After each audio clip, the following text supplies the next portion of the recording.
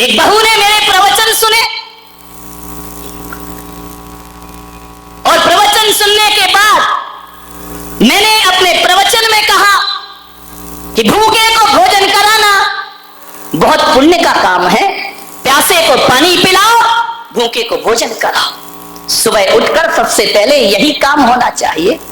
वो बहू जो कभी रसोई घर में नहीं जाती थी, कभी भोजन नहीं बनाती थी, वह सुबह सुबह उठी 6 बजे, रसोई में जाके काम करने लगी, भोजन बनाने लगी। भोजन बनाने के बाद उसने परिवार के सभी लोगों से कहा कि आप भोजन करिए, आप भोजन करिए। लोगों ने कहा आज तुझे क्या हो गया है? रोज तो सास कराती थी, रोज जेठानी बनाती थी, आज तुझे क्या हो गया? बोले बस एक प्रवचन में मेरी जिंदगी बदल गई, अब आप लोग भोजन करिए। बोले क्यों? बोले जब तक सब भोजन ना कर लेंगे तब तक मैं खाना खाने वाली नहीं हूं। बोले ऐसा क्या हो गया? बोले महाराज ने कहा है भूखों को भोजन कराओ तो पुण्य लगता है। हाँ, तुम लोग सही अर्थ कभी नहीं लगा सकते। तुम्हारी नजरों में सास ससुर सब भिखारी हो गए है ना। ध्यान रखना। उस बहू से सास ने कहा कि पागल हो गई, हमें क्या समझ रखा है? बोले महाराज ने कहा है कि भूखे को भोजन कराओ, प्यासे को पानी पिलाओ, पुण्य लगेगा। तो सास की नजरें तल्ला गई। उसने कहा तूने हमें क्या समझ रखा है, हम कोई भिखमंगे हैं? उसने कहा नहीं मां, तुम तो मेरी मां हो, जगत जननी जगदम्बा हो, लेकिन मैं आपसे इतना निवेदन करती हूं कि उस प्रवचन का अर्थ मैंने यही लगाया कि ये जरूरी नहीं है कि दरवाजे पे भिखारी खड़ा हो उसे खिलाना पुण्य है। मेरी माँ, तुम रात में अन्न जल का त्याग करके सोती हो, आप भी रात भर से भूखी हो, भिखारी को भोजन बाद में मिलेगा, पहले मेरी घर की देवी को भोजन प्राप्त होगा, पहले घर की देवी को मैं भोजन दूंगी, तब मुझे हकीकत में पुण्य का लाभ। ध्यान रखिए, पड़ोसियों को देने से पुण्य लगता है क्या? अकेले भिखारी को देने से? घर में लोग भी तो भूखे होते हैं ना। मेरे भाई, आप विचार करना है, पुण्य कमाने के कई तरीके हुआ करते हैं। उस दिन से उस बहू ने संकल्प कर लिया कि नहीं, अब सबसे मैं लास्ट में भोजन करूंगी। तो बोले तू आखिरी में भोजन क्यों करती है? बोले जैसे देवता को चढ़ाने के बाद प्रसाद लिया जाता है, पूरा परिवार भोजन करे, मैं परिवार की पुजारिन हूं, सबसे आखिरी में प्रसाद ग्रहण करती हूँ। यही मेरे जीवन का एक आदर्श हुआ करता है। घरों को आदर्श बनाओ, घरों को उजाड़ो मत, घरों को बर्बाद मत करो, जिंदगी को स्वर्ग बनाने का प्रयास करें। एक लड़का था गरीब, बहुत गरीब, उसकी एक विधवा मां थी, बड़ी दुखी थी। उसने कहा मैंने तो अपना विधवापना गुजार दिया, मेरे ना पति है, एक इकलौता लड़का है। उसने कहा मैं करूं क्या, मेरे बाद इस लड़के का क्या होगा? ना मैं इसे पढ़ा पाई, ना मैं इसे लिखा पाई, मेरे पास इतना पैसा ही नहीं था।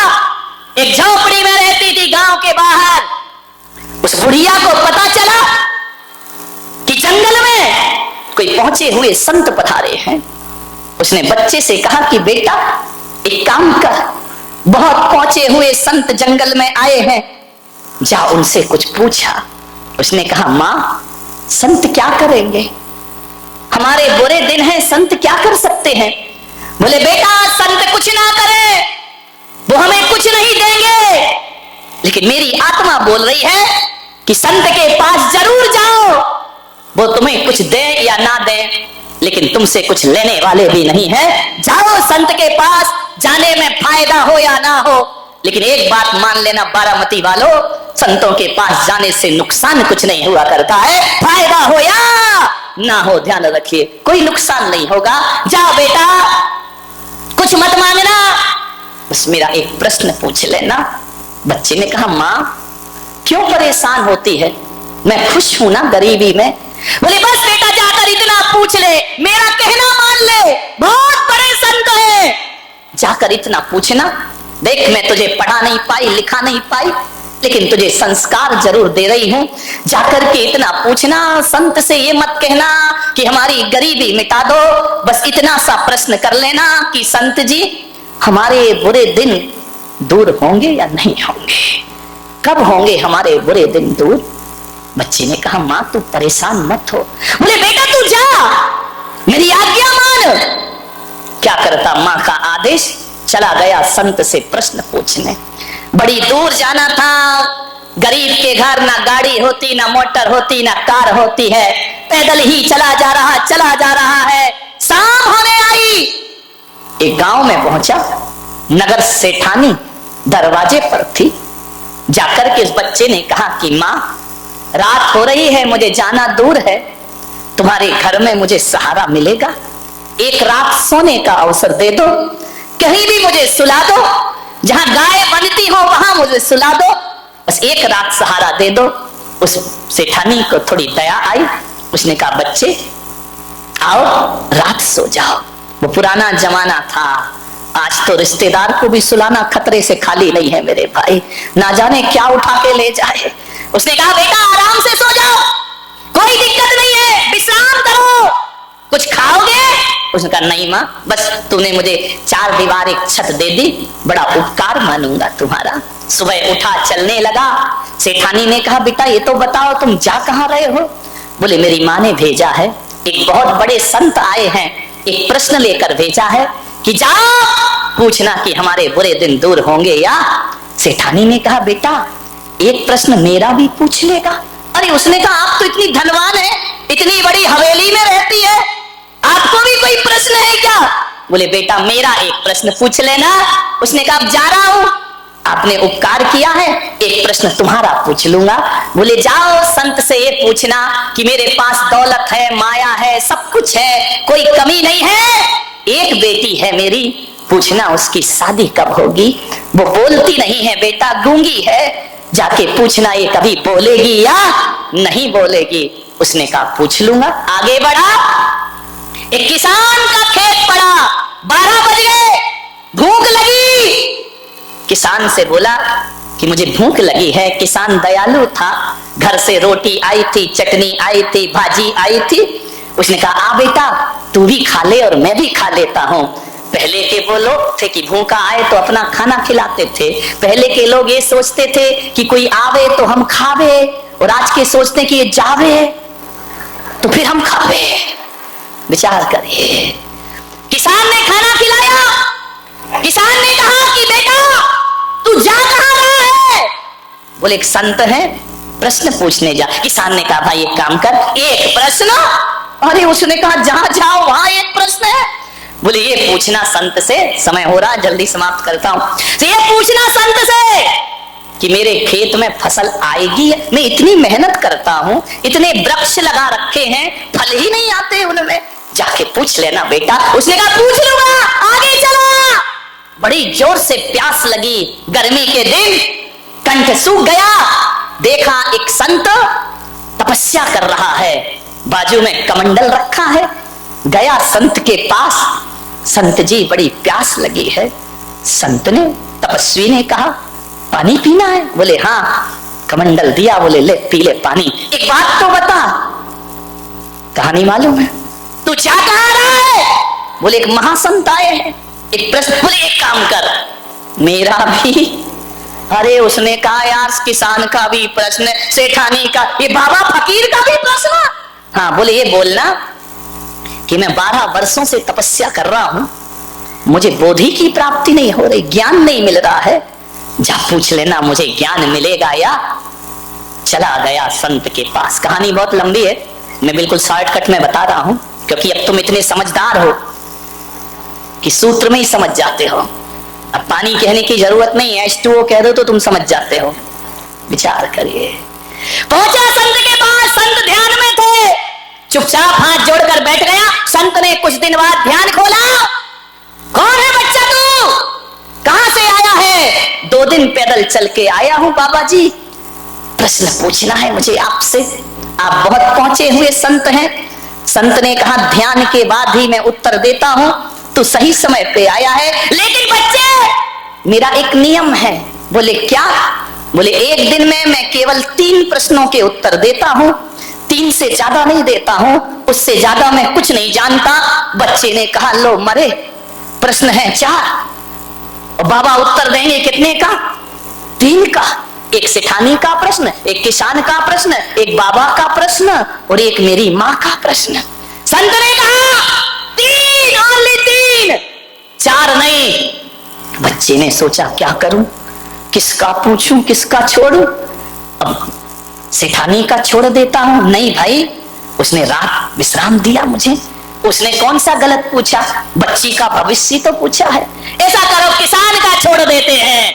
फिर मन में आया किसान खेत जोतता फसल उगाता तब सबको भोजन, यदि किसान ना रहेगा तो पूरा देश भूखा मर जाएगा, इसलिए किसान का प्रश्न में नहीं, बाबा का छोड़ो। अरे यार, बाबा ने कौन सा अधार्मिक प्रश्न किया है? बाबा ने धार्मिक प्रश्न ही तो किए कि ज्ञान मिलेगा कि नहीं मिलेगा। जिसने पानी पिलाया उसका प्रश्न। ऐसा करो माँ का प्रश्न, अरे उसी माँ ने तो मुझे भेजा है, वो नहीं होती तो ये 3 कहां से मिलते? मेरी माँ ने क्या बिगाड़ा है? सोच में पड़ गया।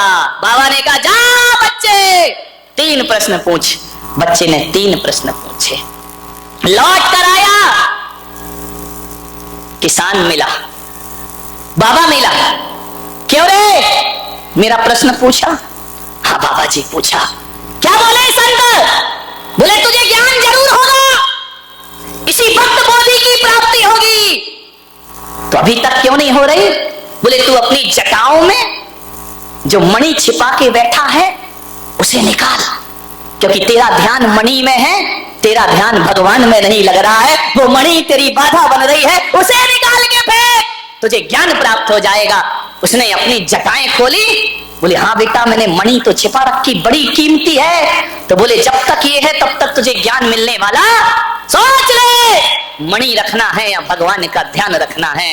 उसने कहा बेटा तूने मेरी जटाएं नहीं खोली, मेरी आंखें भी खोल दी, ले बेटा ये मणि मैं तुझे प्रदान करता। उसने कहा नहीं बाबा, ये मैं क्या करूंगा, मैं गरीब आदमी। बोले बेटा रख लो रख लो, मैं किसी को क्यों दूं, तूने मुझे ज्ञान दिया, मैं तुझे दान प्रदान करता हूं, ले जा, आज मैं तुझे प्रदान करता हूं। मणि हाथ में ली, कान में ही मत लगा, इधर ध्यान भी रख। मणि हाथ में ली, चला। अब कौन मिला? इतना भी भूल गए, वो तो प्रश्न भूला, तुम कहानी भूल गए। किसान मिला, किसान ने कहा बोल बेटा। क्या पूछा? मेरा पूछा या नहीं? बोले पूछा। क्या बोले? बोले किसान तेरे खेत के वृक्षों में फल जरूर आएंगे, फसल जरूर लगेगी, तो अभी तक क्यों नहीं लगे? बोले तेरे पेड़ के नीचे कुछ गड़ा हुआ है, उससे जड़ें जमीन तक नहीं पहुंच रही हैं, उससे टकरा रही हैं, इसलिए पेड़ फलता फूलता नहीं। बोले खैर बेटा, उसने खुदाई की, सोने के घड़े मिले जिसमें अशरफियां रखी हुई थी। किसान की आंखें चौंधी आ गई, बरसों से भूखा मर रहा हूं, गरीबी का शिकार बन रहा हूं, ये सोने के घड़े। उसने कहा बेटा तेरा बड़ा उपकार। बोले उपकार तो आपका, आपने मुझे रोटी दी थी। बोले नहीं बेटा तूने घड़े दी, एक काम कर बेटा ये सोने के घड़े मैं तुझे प्रदान। अरे बोले मैं क्या करूंगा, आप किसान है, आपकी जमीन पे आपका हक है। बोले बेटा सोना से ज्यादा कीमती तो जमीन हुआ करती है, धरती हुआ करती है। सोना आज है कल खत्म हो जाएगा, जमीन पर फसलें आएंगी, किसान हमेशा माला माल रहेगा, मुझे इसकी जरूरत नहीं, इस पे तेरा। बैलगाड़ी बुलाई, सोने के घड़े रखे, उसे बिठाया, चल दिया। किसका घर पड़ा है? कौन बोला? शांति सेठ का, सेठानी का घर पड़ा। बैलगाड़ी रुकी, सेठानी निकल के आई। क्यों रे? पैदल गया था, बैलगाड़ी ये क्या भरा है पीछे? बोले मुझे नहीं मालूम अम्मा, मेरा प्रश्न पूछा। बोले हाँ पूछा। क्या बताया? बोले तेरी लड़की की शादी जरूर होगी। जरूर होगी? बोले हाँ। कब होगी? बोले जिस लड़के को देखकर तेरी लड़की की आवाज वापस आ जाए वही उसका पति होगा। इतने में पीछे से लड़की दौड़ी आई, लड़के पे निगाह पड़ी, उसने आवाज लगाई अम्मा, मैं बोलने लगी हूँ। अम्मा ने कहा हो गया बेड़ा, पकड़ा दूल्हा बनाया। कौन बोला? विट्ठल काश हम होते, कोई नगर सेठ का लाव लश्कर जा रहा होगा, दूल्हा बना लड़का, दुल्हन उतर रही है। माँ ने पूछा कहां से पधारे हैं आप? बोले पधारा नहीं, मैं तेरा बेटा। तू मेरा बेटा? पागल, ये कहां से चुराया? अब गरीब क्या सोचे भाई, तू वापिस कर क्या? मैंने तुझे मना किया, मैंने तुझे संत के पास भेजा था, बोल मेरा प्रश्न पूछा या नहीं पूछा? बोले माँ प्रश्न तो नहीं पूछा, लेकिन उत्तर साथ लेकर आया हूं। बोले क्या साथ लेकर आया है? बोले माँ देख, आज मुझे लगा कि अमीरों के घर में पैदा होके बड़ी बड़ी डिग्रियां लेकर भी आदमी वो संस्कार नहीं पाता जो माँ तुझ गरीब माँ से मैंने संस्कार प्राप्त किए हैं। माँ मैं संत के पास पहुंचा, संत ने कहा 4 में से 3 प्रश्न पूछना, 1 प्रश्न छोड़ देना। बेटा किसका प्रश्न छोड़ा? माँ तेरा प्रश्न छोड़ा। बोले क्यों? बोले मेरे मन में आया कि अपने लिए तो सब जीते हैं, दूसरों के लिए जीकर देखो जीवन कैसा हुआ करता है। मैंने अपना स्वार्थ छोड़ दिया माँ। और देख माँ तेरा प्रश्न क्या छोड़ा? मैंने अपना स्वार्थ छोड़ा, उसका परिणाम आज ये सब संपदा लेकर तेरे घर में आया हो माँ। ये जो भी मिला है तेरे प्रश्न ना पूछने से मिला है, ध्यान रखिए। मान्यवर, निजी स्वार्थ छोड़ करके जीने का प्रयास करो।